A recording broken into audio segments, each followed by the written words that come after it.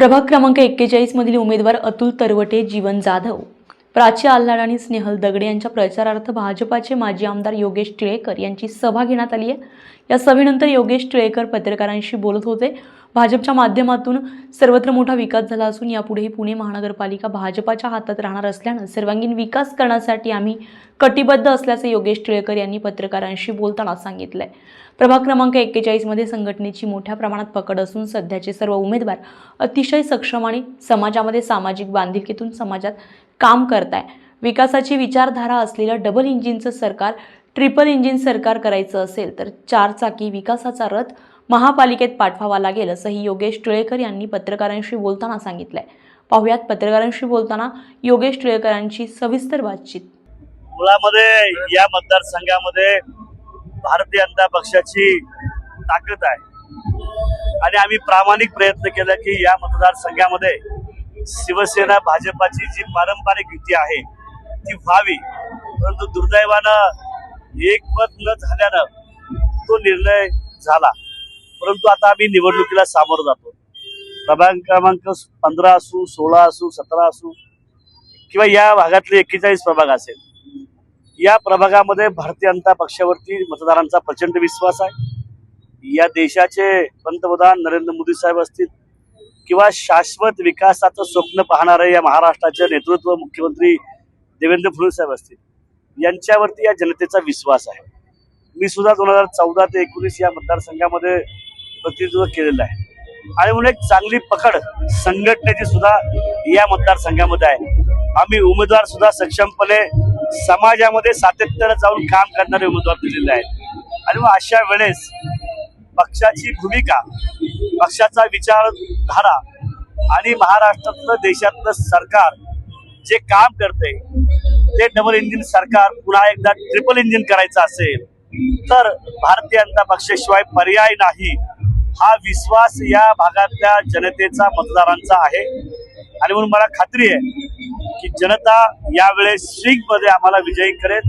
मागच्या वेळेची चूक जनता सुधारेल आणि हा 4 चाकी विकासाचा रथ महानगरपालिकेपर्यंत पोहोचवेल, जेणेकरून एकाच विचाराचे नगरसेवक आल्यानंतर, एकाच संघटनेचे नगरसेवक निवडून आल्यानंतर महापालिकेचा विकासाचा रथ सुद्धा गतीने चालेल। हा विश्वास जनतेमध्ये असल्याने या भागामध्ये भारतीय जनता पक्ष नक्की विजयी होईल। 2 आमदारांची प्रतिष्ठेची लढाई आहे। हडपसर विधानसभा मतदारसंघात हा भाग राष्ट्रवादीचा बालेकिल्ला मानला जायचा, तो बालेकिल्ला ढासळणार का आणि भाजपचे उमेदवार जास्त निवडून येणार का? मुळामध्ये ही निवडणूक स्थानिक स्वराज्य संस्थेची आहे। जो कार्यकर्ता रोज जनतेमध्ये जातो, रोज जनतेचे प्रश्न सोडवतो, ज्या कार्यकर्त्याला हाताला धरून काम सांगण्यासारखं जनतेला वाटतं आणि जो पक्ष विकास करत असताना शाश्वत विकासाची ग्वाही देतो,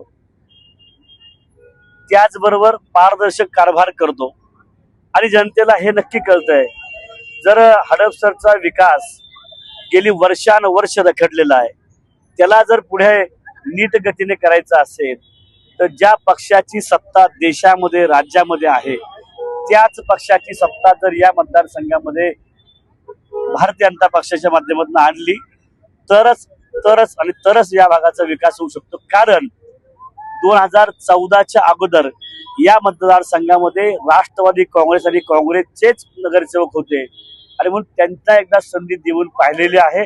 आता भारतीय जनता पक्ष ज्या उमेदीने काम करतोय, जनतेमध्ये जाऊन काम करतोय, लोकांचे प्रश्न सोडवतायत, माझे सगळे उमेदवार वर्षानुवर्ष समाजामध्ये काम करतायत आणि म्हणून जनतेचा विश्वास आहे। जनतेने ही निवडणूक हातामध्ये घेतली आहे, कोणाच्या प्रतिष्ठेची नसून जनतेच्या प्रतिष्ठेची आहे आणि जनता ही त्यांनी केलेली प्रतिष्ठेची लढाई ही भारतीय जनता पक्षाच्या पारड्यात टाकेल।